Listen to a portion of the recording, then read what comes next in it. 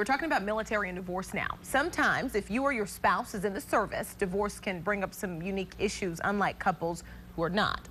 Attorney Justin Thomas joins us this morning to answer some of the questions you have. So let's just get right to the questions. Sound good to you? Sounds good. Okay. Robert asks, will I lose my military benefits if I remarry?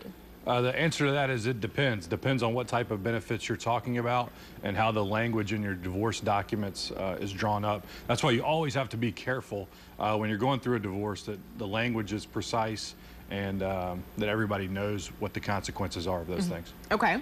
Jessica asks, does it matter where we file for divorce? Again, it depends. Okay. Typically, especially in military situations, for example, if somebody lives in Shelby County, but maybe they're stationed in Clarksville, Tennessee for a few months where there's a base, then you could still file in Shelby County because that would be where you actually live. But it does bring up complications as military people, quite frankly, move all over the place.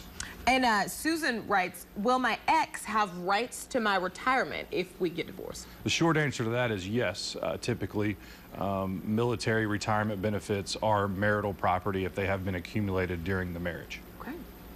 Kemper, last question. How will my ex's deployment affect our parenting plan? There is a specific statute in Tennessee that says you can't take away custody or somebody's visitation rights just because they are deployed.